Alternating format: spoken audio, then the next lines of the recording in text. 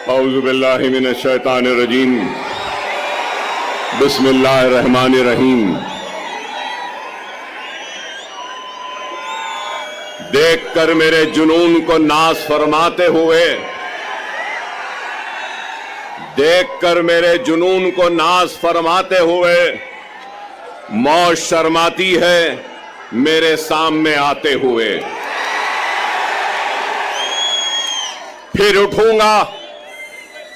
उठूंगा अबर की मानन, बल खाता हुआ, घूमता फिरता, गरजता गूंजता गाता हुआ, वलवलों से बरख की मानन लहराता हुआ, मौत के साए में रहकर मौत पर छाया हुआ, मौत के साए में रहकर मौत पर छाया हुआ। काम है मेरा तगय्युर, नाम है मेरा शबाब, मेरा नारा इत्तेहाद इत्तेहाद इत्तेहाद। ये जोश मलियाबादी के गजल के अशार हैं और जोश साहब से माफी मांगता हूं कि इसमें मैंने कुछ तरमीम की है। और तरमीम कहां की है कि काम है मेरा तगय्युर, नाम है मेरा शबाब, मेरा नारा इनकलाब इनकलाब इनकलाब। तो मैंने इसको मेरा नारा इत्तेहाद इत्तेहाद इत्तेहाद कहा है। बेशक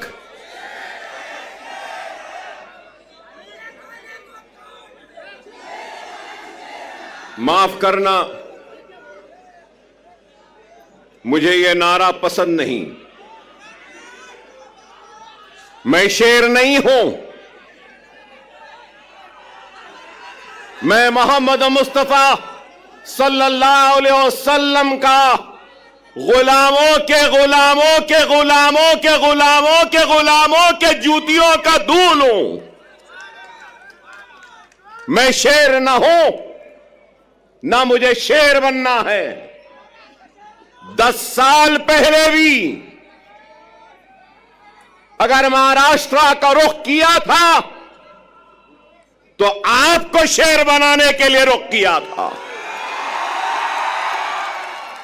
क्या शेर बनना है? शेर बनना है आसान सा है। नमाज के पाबंद बन जाओ, कुरान को तर्जुमे से पढ़ो, सुन्नते रसूलुल्लाह को अपने जिंदगी का हिस्सा बना लो, यतीमों के सर पर हाथ रखो, बेवाओं की मदद करो, जुल्म के खिलाफ आवाज बुलंद करो और दुनिया तुम्हें शेर कह के पुकारेगी। आसान। 10 साल पहले भी अगर आपके दरमियान में आया था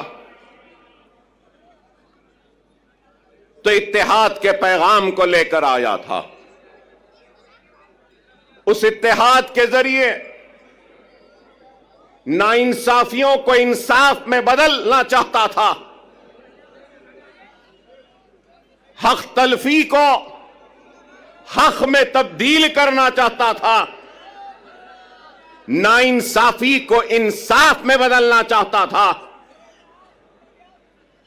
और हमारे वजूद के जरिए हमको खत्म करने वालों को यह पैगाम देना चाहता था कि यह मुल्क जितना माथे पे तिलक लगाने वाले का है, सर पे पगड़ी बांधने वाले का है, उतना ही यह मुल्क चेहरे पे दाढ़ी रखने और सर पे टोपी पहनने वाले का भी है। यही पैगाम था और यही कोशिश थी जिसको लेकर हम आगे बढ़े थे 2014 में, और उस 2014 में महाराष्ट्र के 18,000 किलोमीटर का फासला मैंने अपनी गाड़ी में तय किया था। अपनी जान को हथेली में रखकर डराया गया, धमकाया गया, लेकिन न डरे न घबराए, बेखौफ होकर बेबाकी के साथ इज़ारे हक को बयान किया और सिर्फ आपसे अगर इल्तिजा की, आपसे दरखास्त की और आपसे अगर गुजारिश की तो सिर्फ और सिर्फ इत्तेहाद, इत्तेहाद और इत्तेहाद कहा। मैं ये भी याद दिलाऊं कि अकबरुद्दीन ओवैसी 10 साल पहले भी अगर आया था तो इत्तेहाद के लिए आवाज को उठाई थी, दरखास्त की थी, तो अपने इस शेरवानी के दामन को फैलाकर अपने कलमगो भाइयों के सामने एक इत्तेहाद का भिखारी बनकर अपनी शेरवानी के इस टुकड़े को आगे बढ़ाया था और यही कहा था कि ये इत्तेहाद का भिखारी आया है, तुम अपने इत्तेहाद की खैरात मेरे दामन में डाल दो।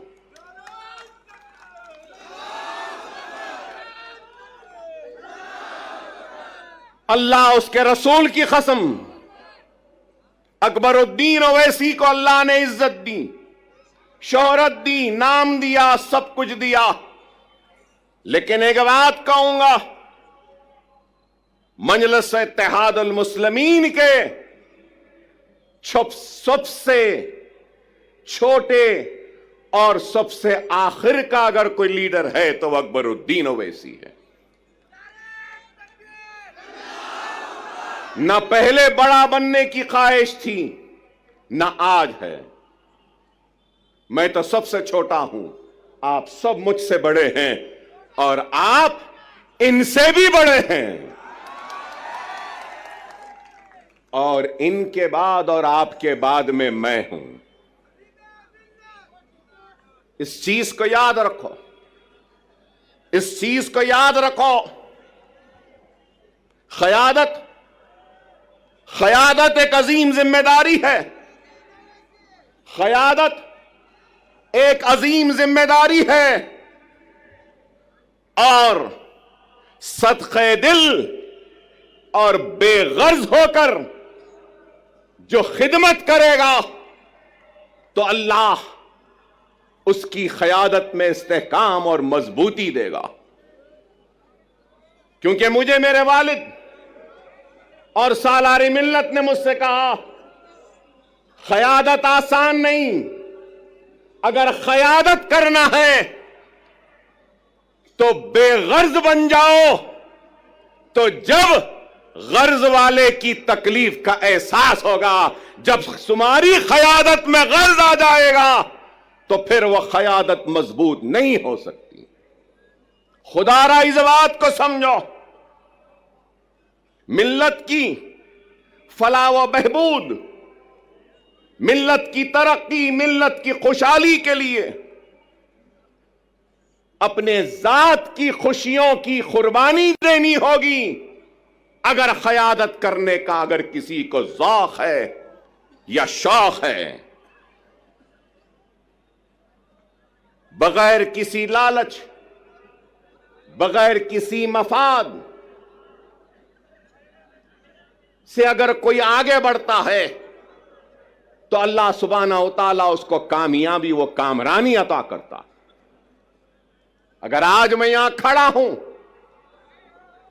तो लोग समझेंगे कि 10 बरस बाद अकबरुद्दीन ओवैसी यहां आया है, तो याद दिलाना चाहता हूं, 10 बरस पहले इम्तियाज जलील नहीं थे, 10 बरस पहले वारिस पठान नहीं थे, 10 बरस पहले हमारे मालेगांव के एमएलए साहब नहीं थे, मुफ्ती साहब नहीं थे। 10 बरस पहले हमारे धुलिया के एमएलए नहीं थे। अरे मैं क़यादत बनाने आया था, क़यादत बनी, महाराष्ट्र की बागोदौड़ इन जिम्मेदार हाथों के हवाले किया और इन जिम्मेदार हाथों ने इस क़यादत को आगे बढ़ाने की, ले जाने की बड़ी ही ईमानदारी के साथ, पूरे खुलूस के साथ कोशिश की बैरिस्टर असदुद्दीन ओवैसी साहब की क़यादत में। और आज 10 बरस बाद अगर आया हूं तो इस क़यादत को मजबूत करते हुए, इनको आगे बढ़ाकर इनके पीछे मजलिस के झंडे को थामने के लिए आया हूं। अकबरुद्दीन ओवैसी को कभी किसी चीज की ख्वाहिश व हसरत नहीं, हर वक्त यही पैगाम वो दावत देता रहा, आज भी दे रहा हूं। आपकी सरजमीन से आओ, काबिल नौजवानों से दरखास्त है, नेक लोगों से दरखास्त है, वुकलाओं से, डॉक्टरों से, इंजीनियर से, मिल्लत का दर्द रखने वालों से इल्तिजा है, आओ, जज्बे को लेकर आओ, दियानत के साथ आओ, इखलास के साथ आओ, खुलूस के साथ आओ। मैं अपनी कुर्सी पर तुमको बिठाऊंगा और तुम्हारे कदमों के पास खुद बैठ जाऊंगा। जमाती जिंदगी में शख्सियतों की अहमियत नहीं होती, याद रखो। शख्सियतें आती रहेंगी, जाती रहेंगी, जमात कायम व दायम रहेगी। जमात की अहमियत है, अकबरुद्दीन ओवैसी की भी अहमियत नहीं है, जमात की अहमियत है और ये इत्तेहाद की अहमियत है। अगर ये इत्तेहाद है, जमात है, तो यकीन मानो हम शेर हैं। अगर ये इत्तेहाद नहीं, जमात नहीं, तो फिर कुछ भी नहीं। खुदारा समझो, आज इंतखाबात का वक्त है। इंतखाबी मैदान में कई जमातें हैं, हजारों जमातें मैं कहूंगा, और शायद मैं गलत ना हूं तो विड्रॉयल के बाद करीब 4000 से जायद उम्मीदवार अपनी किस्मत आजमा रहे हैं। 4000 से जायद बेशुमार जमातें। 10 साल पहले बीजेपी थी, शिवसेना थी और राष्ट्रवादी कांग्रेस थी, कहीं पर समाजवादी पार्टी भी थी। लेकिन आज कांग्रेस है, 2 एनसीपी है, पवार एनसीपी, शरद पवार, अजित पवार एनसीपी, 2 शिवसेना है, शिंदे सेना, ठाकरे सेना। अरे आप अंदाजा लगाइए कितनी पार्टियां हो गई हैं। मेरा एक ही सवाल है, हिंदुत्व पे अमल करने वाली जमातें, शिवसेना, भारतीय जनता पार्टी, सही है ना? हिंदुत्व।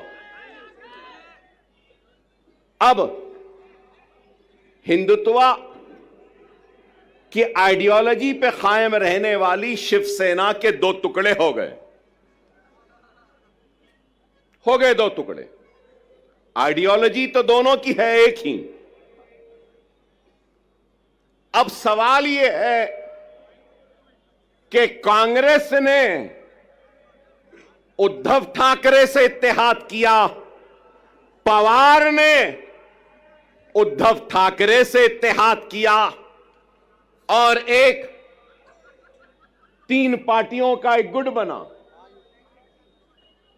तो मैं ये पूछना चाहता हूं, उद्धव ठाकरे जी, क्या आप हिंदुत्व का सबक राहुल और प्रियंका गांधी को पढ़ाने में कामयाब हो गए या नहीं हुए? मेरा सवाल है, राहुल व प्रियंका, क्या आप कांग्रेस के सेक्युलरिज्म का सबक पढ़ाने में उद्धव ठाकरे को कामयाब हुए या नहीं हुए? फिर मेरा सवाल है, शरद पवार साहब, क्या आप सेक्युलरिज्म का या आपकी जो भी आइडियोलॉजी है उसका सबक उद्धव ठाकरे और उस सेना को पढ़ाने में कामयाब हुए, या उद्धव ठाकरे हिंदुत्व का सबक पढ़ाने में आपको कामयाब हुए? यह मेरा सवाल है। चलो ये इनका हो गया। तो अब दूसरी तरफ अब हम देखते हैं कि अजीत पवार, तो मैं पूछना चाहता हूं कि अजीत पवार शिंदे के सबक को पढ़ लिए, समझ लिए, या शिंदे ने पवार को नया सबक पढ़ाया, नया सिखाया, या फिर बीजेपी ने अजीत पवार और शिंदे को सबक पढ़ा दिया, या फिर अजीत पवार ने अपने करप्शन का सबक मोदी को और योगी को पढ़ा दिया, वो समझ गए? बताओ क्या है? कहां है आइडियोलॉजी? कहां है बुनियादी उसूल? अरे इनके पास कोई बुनियादी उसूल नहीं, कोई आइडियोलॉजी नहीं। अगर कुछ चाहिए तो इनको इख्तिदार चाहिए, इनको गद्दी चाहिए, इनको तख्त चाहिए। लेकिन हम क्या समझते हैं?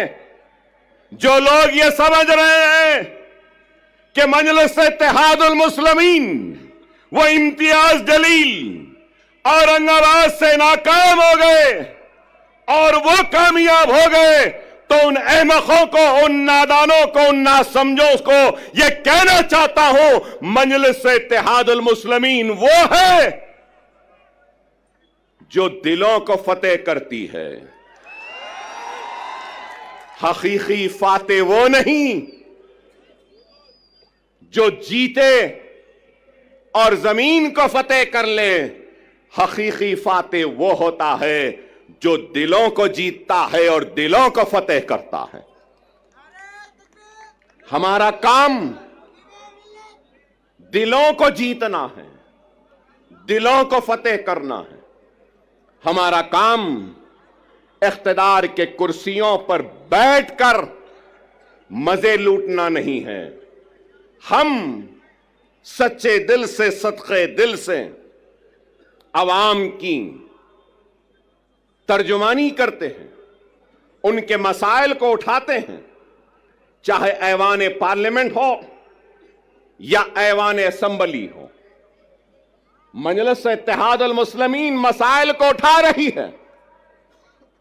मजलिस इत्तेहादुल मुस्लिमीन बेशक मुसलमानों की आवाज बनती है, मुसलमानों के मसाइल को उठाती है, लेकिन उसके साथ हर मजलूम की आवाज भी बनती है, दलितों की भी आवाज बनती है, तो हर किसी की आवाज बनती है। बैकवर्ड क्लास की बनती है, ओबीसी की बनती है, मराठा समाज की बनती है, तो हर समाज की आवाज बनती है।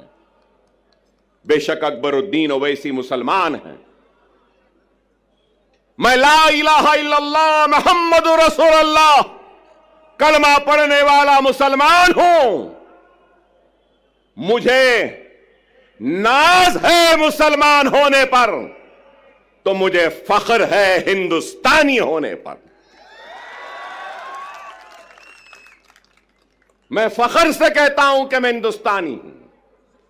हम हर एक के मसाइल उठाते, यहां पे बैठे हमारे दलित समाज के लोग हैं, दूसरे समाज के लोग हैं, बैकवर्ड क्लासेस के हैं, मुसलमान भी हैं, हर कोई है। मैं यही बात कहना चाहता हूं, हां, मुसलमान की आवाज बनकर हम मुसलमान के मसाइल को उठाते हैं। मैं उठाता हूं, मुझे शर्मिंदगी नहीं है इस बात का इकरार करते हुए कि मुसलमान हूं, मुसलमानों की आवाज बनता हो, मुसलमान की तकलीफ को बयान करता हो, मुसलमान की हक तलफी पे लड़ता हो, मुसलमान की हक की लड़ाई लड़ता हो और नाइंसाफी पर आवाज को बुलंद करता हो। इसलिए कि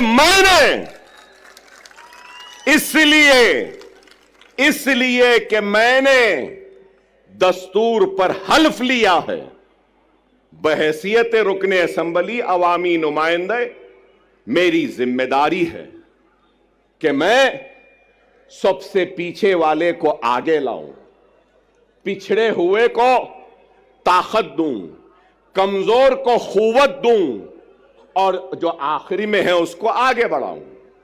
क्या लीडर की यह जिम्मेदारी नहीं? क्या कोई ये इस बात से इनकार कर सकेगा कि हिंदुस्तान की सबसे बड़ी अक़लियत मुसलमान रोजी रोटी, कपड़ा, मकान, तालीम, खुशहाली में सबसे पीछे है? और आज हमारी कोशिश वो पीछे जो मुसलमान है उसको आगे लाएं, हमारी कोशिश वो पिछड़ा हुआ मुसलमान उसको आगे लाएं। अल्लाह उसके रसूल की कसम, जब मुसलमान आगे आ जाएगा तो अगर पीछे ब्राह्मण रहेगा तो उस ब्राह्मण को भी आगे लाने का काम हम करेंगे, क्योंकि हमने दस्तूर पे हलफ लिया है पिछड़ों को, कमजोरों को आगे बढ़ाना हमारी जिम्मेदारी है। यह हमारी सोच है। लेकिन हमारी सोच को मीडिया हाउसेस, अभी इम्तियाज जलील साहब ने मुझसे कहा कि इनके साथ साथ वो आपके दोस्त आए हैं, तो ये हमारे दोस्त हमको बताते हैं कि हम कम्युनल हैं, हमको बताते हैं कि हम भड़काऊ भाषण देते हैं। भड़काऊ नहीं देते, हम हक बयान करते हैं। वो अलग बात है कि हमारी हक बयानी का जवाब इनके पास नहीं होता तो उसको भड़काऊ बना देते हैं।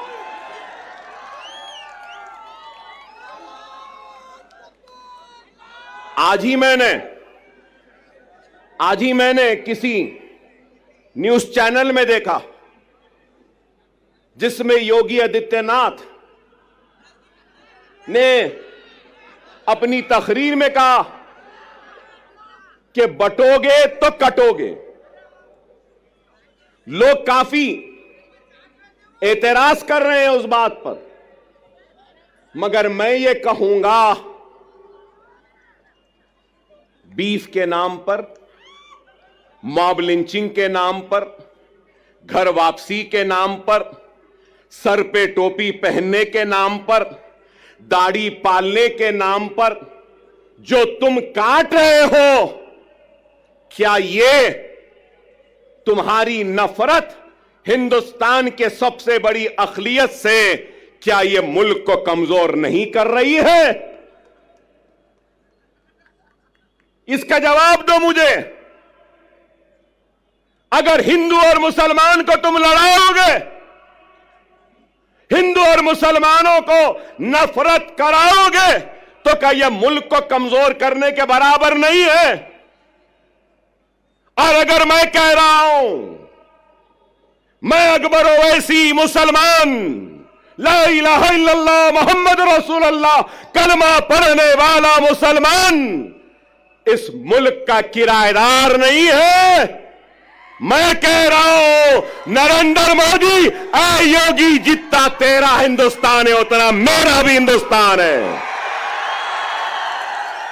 हिंदुस्तान ना तेरी जागीर है ना मेरी जागीर है। हिंदुस्तान हिंदू मुस्लिम सिख ईसाई पारसी हर मजहब के मानने वालों का है। मजहब भगवान अल्लाह गॉड को नहीं मानने वाले का भी है, किसी एक का नहीं है। हम ये बात कहते हैं तो इनको बुरा दिखता है। अरे इस मुल्क का सबसे बड़ा मसला क्या है? बेरोजगारी। इस मुल्क का सबसे बड़ा मसला क्या है? महंगाई। इस मुल्क का सबसे बड़ा मसला क्या है? हर 2 मिनट 3 मिनट को रेप होते हैं। इस मुल्क का सबसे बड़ा मसला क्या है? ग्रेजुएट्स को नौकरियां। इस मुल्क का सबसे बड़ा मसला क्या है? मुल्क की कमजोर इकोनॉमी को मजबूत करना। इस मुल्क का सबसे बड़ा मसला क्या है?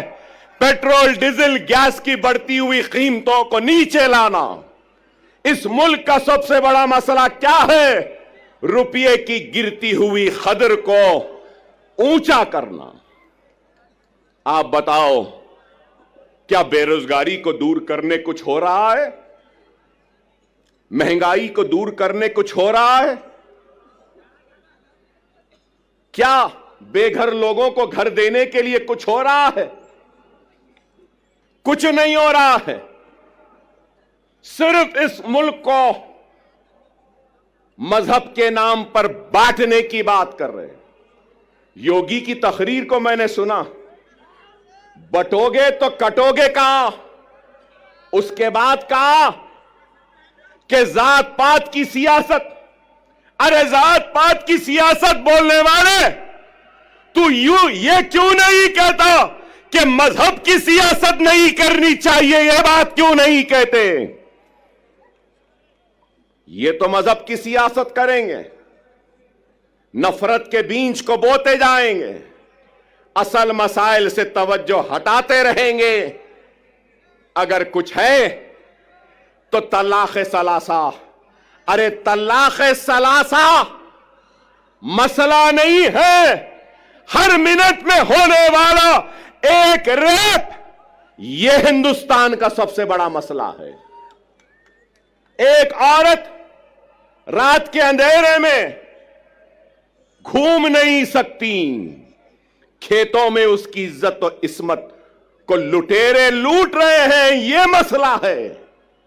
अरे इस पे बात करो, इस पे कुछ करो।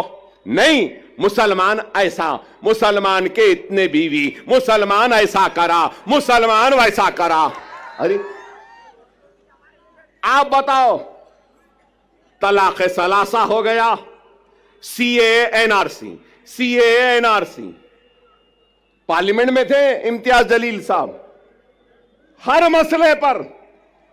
अरे आप बताओ, आज मैं यहां खड़े होकर कह रहा हूं, जिम्मेदारी के साथ कह रहा हूं, मजलिस इत्तेहाद अल मुस्लिमीन के एक जिम्मेदार लीडर की हैसियत से कह रहा हूं और ये ऐलान कर रहा हूं कि मराठा समाज के लिए जो रिजर्वेशन की तहरीक चला रहे हैं, उनके लीडर, मैं उनसे कहूंगा, हमारा पूरा साथ आपके साथ है, हमारा पूरा ताउन आपके साथ है। हम पूरी कोशिश करेंगे, मगर उसके साथ साथ मैं ये भी कहूंगा, इत्तेहाद होता है ना, तो इत्तेहाद बैनुल मजलूमीन होना चाहिए। इत्तेहाद बैनुल मजलूमीन होना चाहिए। हिंदुस्तान में जुल्म का शिकार अगर कोई है तो वो मुसलमान है। हिंदुस्तान में जुल्म का शिकार अगर कोई है तो वो दलित है। हिंदुस्तान में जुल्म का शिकार अगर कोई है तो वो पसमानदा तबकात है। चलो आओ, मराठा, दलित और मुसलमान इत्तेहादुल बैनुल मजलूमीन बन जाते हैं और अपने जुल्म के खिलाफ आवाज को बुलंद करते हैं।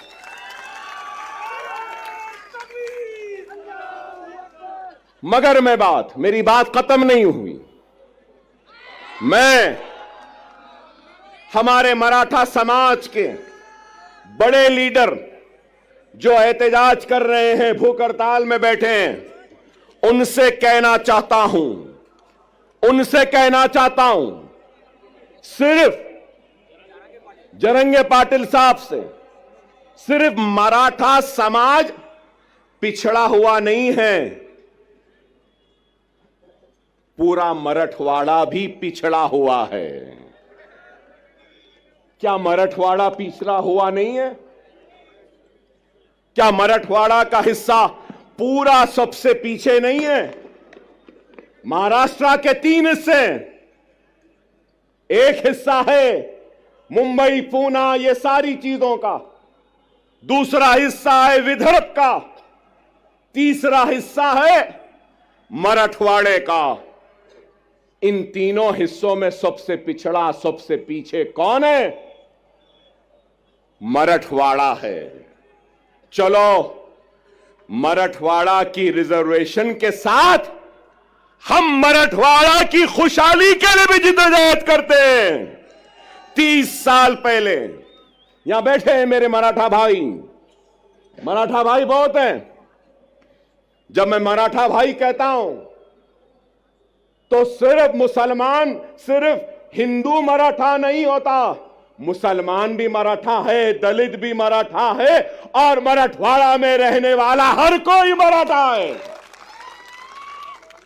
अब मैं कहता हूं 30 साल हुए, मीडिया वालों जरा तवज्जो,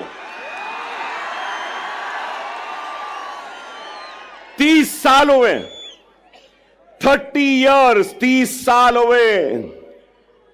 क्रिएशन मतलब एक कॉन्स्टिट्यूशनल बॉडी बनाई गई। क्या आप जानते हैं वो बॉडी क्या है? Marathwada statutory development board. Marathwada statutory development board जो सिर्फ मराठवाड़ा के लिए बनाया गया। कागज पे तो है, पैसा नहीं है, कुछ नहीं देते। चलो मराठों के रिजर्वेशन के साथ हम मराठवाड़ा स्टैट्यूटरी डेवलपमेंटल बोर्ड को 50,000 करोड़ का पहला मुतालबा करते हैं, एहतजाज करेंगे और मराठवाड़ा को हम आगे बढ़ाएंगे। क्या तैयार हो? क्या तैयार हो? मराठवाड़ा का किसान खुदकशी कर रहा है, मराठवाड़ा के लोग पानी के लिए तरस रहे हैं, मराठवाड़ा के लोग दवाखानों के लिए तड़प रहे हैं, दवाखाने नहीं है। 100-100, 200-200 किलोमीटर को जाना पड़ता है। पूरे मराठवाड़ा में सुपर स्पेशलिटी के 1 या 2 दवाखाने। क्या चाहिए? एक गरीब को क्या चाहिए? रोजी, रोटी, बीमारी पर इलाज का इंतजाम आज है या नहीं बताओ? क्या नाम के बदलने से रोजी मिल जाएगी? क्या नाम के बदलने से रोटी मिल जाएगी? क्या नाम के बदलने से किसानों की खुदकशी रुक जाएगी? क्या नाम के बदलने से पानी की प्यास मिट जाएगी? क्या नाम के बदलने से क्या बीमार को शिफा मिल जाएगी? क्या नाम के बदलने से कर्जदार किसान के कर्ज दूर हो जाएंगे? नाम में क्या रखा है? ऐ नाहेलो ना समझो, ऐ झूठो, ऐ बेमानो, काम करो काम। क्या यह गलत है? नीति आयोग की रिपोर्ट उठाकर देख लीजिए मीडिया वालों। काबिल है, मुझसे काबिल, मुझसे पढ़े लिखे, मुझसे समझदार, मुझसे दूरअंदेश, मुझसे ज्यादा सोच फिक्र करने वाले और मैं तो खुला कह रहा हूं, मोदी और योगी का मैं तो दुश्मन हूं, शायद आप उनके दोस्त हैं। बताओ, उनको जाकर बोलो। नीति आयोग क्या कह रहा है? नीति आयोग की लेटेस्ट रिपोर्ट कह रही है, मेरे मराठा भाइयों, कि सबसे पिछड़ा हुआ जीएसडीपी कम है, रोजाना की कमाई, पानी नहीं मिल रहा है, बीमारी के लिए तड़प रहे हैं। नीति आयोग कह रहा है कि वो मराठवाड़ा का रीजन है। मैं इम्तियाज जलील साहब से भी कहूंगा, सीमांचल की तरक्की के लिए मजलिस लड़ रही है। आप पार्लियामेंट में थे तो आप भी लड़े, अब आप आओ, मैं भी आपके साथ हूं। हम मराठवाड़ा की खुशहाली व तरक्की के लिए लड़ेंगे। हम मराठों का साथ में लेंगे, मुसलमानों को लेंगे, हिंदुओं को लेंगे, मराठों को लेंगे, दलितों को लेंगे, एससीओ को लेंगे, एसटी को लेंगे, सबको लेंगे और मराठों और मराठवाड़ा के लिए हम लड़ेंगे। क्या मेरी बात से आप राजी हैं? राजी हैं? मेरी बात सही है?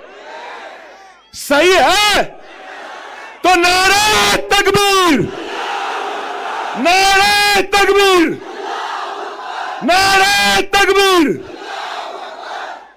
मराठा चीफ मिनिस्टर नहीं चाहिए, मराठवाड़ा में पानी चाहिए। मराठा मिनिस्टर नहीं चाहिए, मराठों को नौकरियां चाहिए।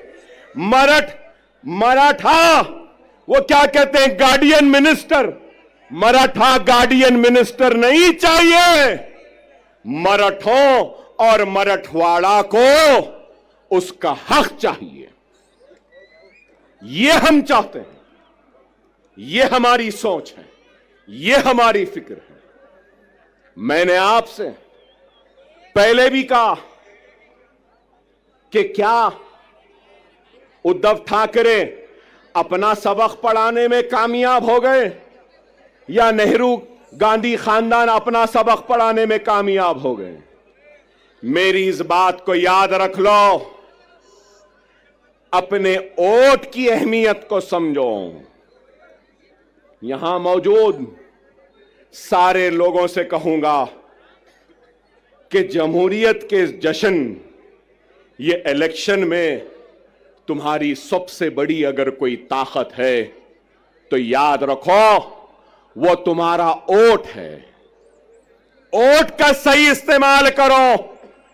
अगर वोट का गलत इस्तेमाल करोगे तो नहीं मालूम कौन तुम्हारे वोट को ले जाकर हिंदुत्व के दामन में, उनके कदमों में डाल देगा। क्या गारंटी है? पूरी गारंटियों का दौर चल रहा है। हमारे पास भी 6 गारंटी आई, कर्नाटक में भी गारंटी आई, हरियाणा में भी गारंटी आई। मिस्टर मोदी ने कहा कि मोदी की गारंटी, वाह वाह, ठीक है भाई, वहां भी गारंटी, यहां भी गारंटी, इनकी भी गारंटी, उनकी भी गारंटी, चाय वाले की भी गारंटी। गारंटी तो है। लेकिन ये गारंटी है ना, ये यहां मौजूद ये लोगों का सवाल है, क्या शरद पवार गारंटी देंगे कि इलेक्शन के बाद आप मोदी के साथ नहीं जाएंगे? देंगे? क्या अजीत पवार साहब आप गारंटी देंगे कि इलेक्शन के बाद आप शरद पवार के पास दोबारा वापस नहीं जाएंगे? क्या उद्धव ठाकरे आप गारंटी देंगे कि इलेक्शन के बाद आप फिर चाय वाले के पास चाय की प्याली लेके नहीं जाएंगे? क्या शिंदे गारंटी देंगे कि इलेक्शन के बाद वो ठाकरे के पास दोबारा नहीं जाएंगे?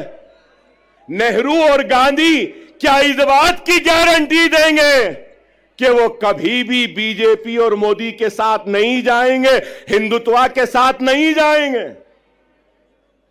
अरे आज कांग्रेस का शिवसेना के साथ इत्तेहाद करना यह है, इस बात को बोलना है, इस बात को तस्लीम करना है कि हम हिंदू हैं, हिंदुत्व पॉलिटिक्स हम में है और हम हिंदुत्व पॉलिटिक्स को कबूल करते हैं। डायरेक्टली तो कबूल नहीं किए, इनडायरेक्टली कबूल कर लिए। कोई ऐसा खाता है तो कांग्रेस ऐसा खा रही है। यही है, यही है। समझो मेरी इस बात को। सियासी इस शोर और गुल में तुम्हारी आवाज गुम गई है। हर किसी की आवाज है। राव की आवाज है, रेड्डी की आवाज है, पाटिल की आवाज है, पटेल की आवाज है, गांधी की आवाज है, पवार की आवाज है, हर किसी की आवाज है। अगर आवाज नहीं है तो ला इलाहा इल्लल्लाह मुहम्मदुर रसूलुल्लाह कलमा पढ़ने वाले की आवाज नहीं है। और मैं इस सियासी शोर व गुल में नारे तकबीर अल्लाहु अकबर की आवाज को फिजाओं में गुंजाने के लिए, जोरदार नारा लगाने के लिए आया हूं। अपनी जात के लिए नहीं आया हूं। मैं तुम्हारी इज्जत के लिए आया हूं, तुम्हारे वक़ार के लिए आया हूं, तुम्हारे वजूद का एहसास दिलाने के लिए आया हूं कि हम जिंदा हैं, हम मुर्दा कौम नहीं है। तुम जिंदा कौम हो। अगर तुम जिंदा कौम हो तो उठो, उठो, एक मरकज़े सियासी पे जमा हो जाओ। उठो और एक हो जाओ। अगर तुम एक नहीं होंगे तो याद रख लो तुम्हारा वजूद खतरे में है। यही जोश, यही वलवला, यही उठना 20 तारीख के दिन है। उठोगे ना? उठोगे ना?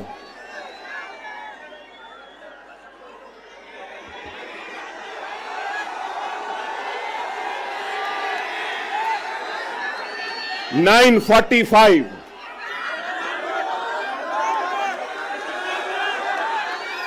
9:45 कैंपेनिंग का टाइम 10 बजे। अभी 15 मिनट बाकी है।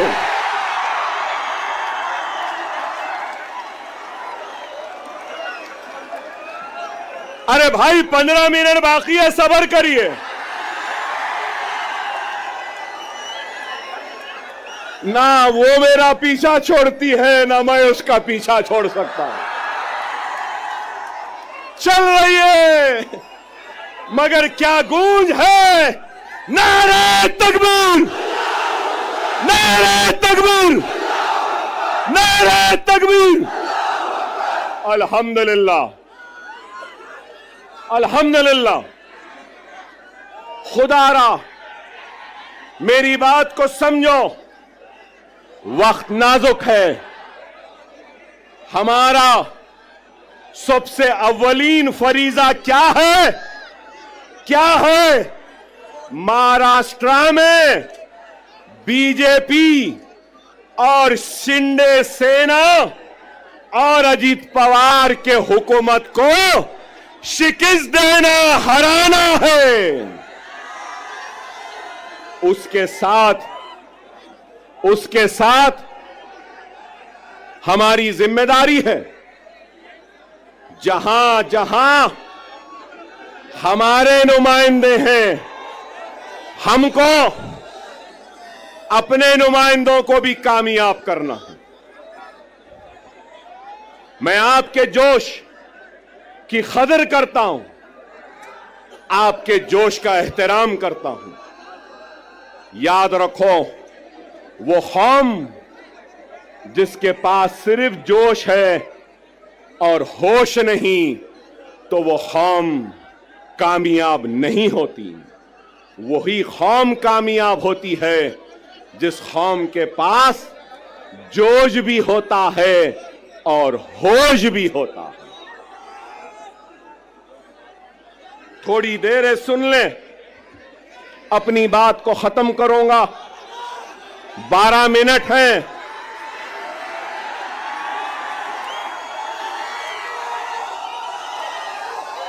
सब्र से सुने,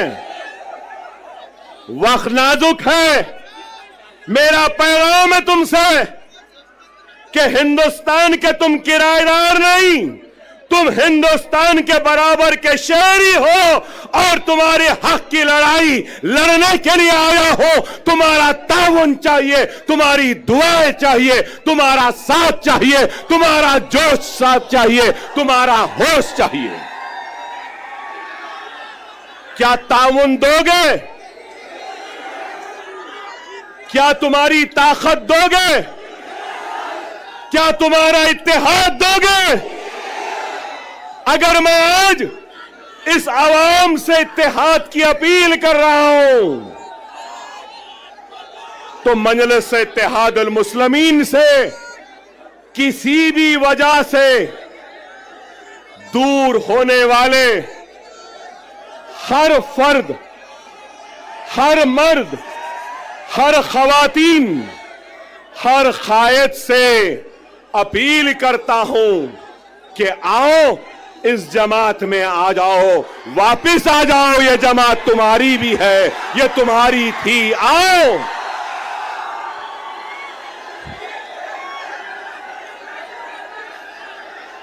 हर वो शख्स, हर वो मजलिस का चाहने वाला किसी वजह से नाराज है, किसी वजह से दूर है, तो अकबरुद्दीन ओवैसी यहां खड़े होकर अपनी जमात और अपने इन कायदीन की तरफ से मैं माफी चाहता हूं, मगर ये कहना चाहता हूं कि खुदारा अपनी जात के लिए, अपने खुद के नफ्स के लिए जमात को कमजोर न करो।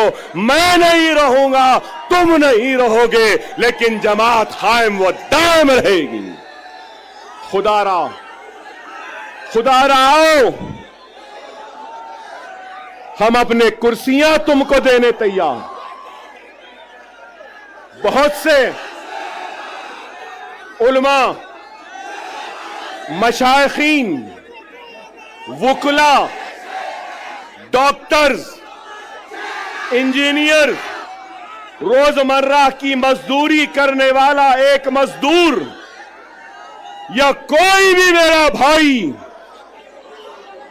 कलमगो भाई जो मुझसे नाराज है, मैं उससे अपील करता हूं कि आ जाओ।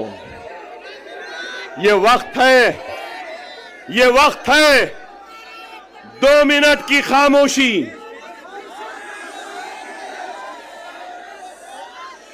2 मिनट की खामोशी। मेरी बात को सुन लो। महाराष्ट्र की तारीख में ऐसा सुनहरा वक्त नहीं आया जो अब है। अगर हम मुनज़्ज़म, हम मुत्तहिद, हम एक, और अगर हमारे 10 एमएलए आ जाएंगे, ना ठाकरे, ना शिंदे, ना गांधी, ना पवार, हमारी मर्जी, हमारी इजाजत के बगैर कोई भी तख्त पे नहीं बैठ सकता। सुनहरा मौका है, समझो। तुम बादशाहगर हो। तुम क्या हो? बादशाहगर हो। जिसको चाहे तख्त पे बिठा सकते हो, जिसको चाहे तख्त पे औंधा लिटा सकते हो। समझो इस बात को।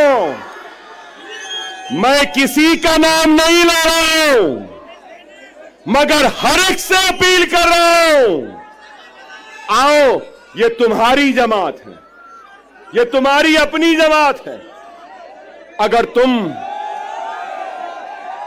एक बात कहूंगा, एक बात कहूंगा, एक बात सुनो, सुनो मेरे भाई। एक बीज होता है ना, बीज, बीज को जमीन में बोते हैं ना, जमीन में बोने के बाद अपने पसीने से, अपने खून से उस जमीन को सेंचते हैं। वो बीज एक पौधे का शक्ल इख्तियार करती है, फिर उसके बाद वो पौधा एक दरख्त बनता है, और दरख्त बनने के बाद उस दरख्त में क्या आते हैं? फल आते हैं, फल। ये वक्त सुनो, ये वक्त सुनो, हमने बीज बोया, खून पसीने से सेंचा जमीन को, पौधा आया, झाड़ लगे, और वो झाड़ में आज फल है। ये फल खाने का वक्त है, फलदार दरख्त को काटने का वक्त नहीं है। खुदा इस बात को समझो। मेरे उलमा ये बात को समझिए, मेरे मशाइख इस बात को समझिए, मेरे डॉक्टर साहबीन इस बात को समझिए, मेरे वकला साहिबीन समझिए, मेरे गरीब मुसलमान भाइयों इस बात को समझो। ये फल खाने का वक्त है, फलदार दरख्त को काटने का वक्त नहीं है। खुदारा एक हो जाओ। आपका जोश, आपकी बेचैनी है, नहीं तो बहुत सोच के आया था, जरा चाय चाय भी बोलूंगा, चाय वाले को भी बोलूंगा, मगर आप बोलने नहीं दिए। लेकिन ये जरूर है, अभी इम्तियाज जलील साहब बोले ना, अभी इम्तियाज जलील साहब बोले योगी आने वाला है। योगी, योगी तेरे आने के बाद अकबर भी आने वाला है। मोदी तेरे आने के बाद अकबर भी आने वाला है।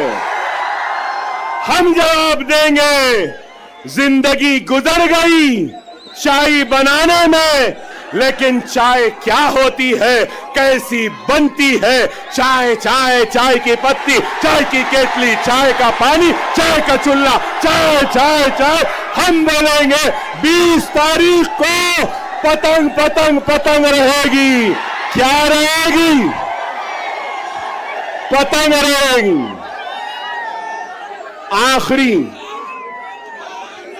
आखिरी अहम बात, आखिरी अहम बात, 10 साल के बाद आया था, अल्हम्दुलिल्लाह जोश तो आज भी है बाकी। 10 साल बाद आया, लेकिन वलवला आज भी बाकी है। 10 साल बाद आया, मगर तुम्हारे जोश ने मुझे और जवान बना दिया। वादा है, वादा है, महाराष्ट्र की सियासत में इम्तियाज जलील और दूसरों के साथ अकबरुद्दीन ओवैसी भी अब खांधे से खांधा मिलाकर खड़ा रहेगा। औरंगाबाद हो, नांदेड़ हो, उस्मानाबाद हो, या शोलापुर हो, या मुंबई हो, अब अकबरुद्दीन ओवैसी आता रहेगा, जाता रहेगा, हर ओर पर नजर डालेगा। जिंदगी में मैंने कभी भी वोट नहीं मांगा। मैं 6 इलेक्शन जीत गया। कितने? 6। अब 30 बरस होते हैं। मगर आपसे कहूंगा, आप इस इलेक्शन में मजलिस के साथ साथ इम्तियाज जलील और नासिर साहब के साथ साथ और हमारे दलित भाई के साथ साथ आप अपना वोट अकबर ओवैसी को भी दे रहे हो। आपकी हर तकलीफ में अकबर ओवैसी आएगा, आपके हर दुख में आएगा, आपके साथ रहेगा। इंशाअल्लाह ताला हम 20 तारीख को आसमान में सिर्फ पतंग पतंग पतंग पतंग पतंग पतंग पतंग रहेगी। नारे तकबीर, नारे तकबीर, नारे तकबीर। हिंदुस्तान, हिंदुस्तान, हिंदुस्तान। हम सब एक हैं, हम सब एक हैं और हम सब एक रहेंगे। औरंगाबाद हमारा था, हमारा है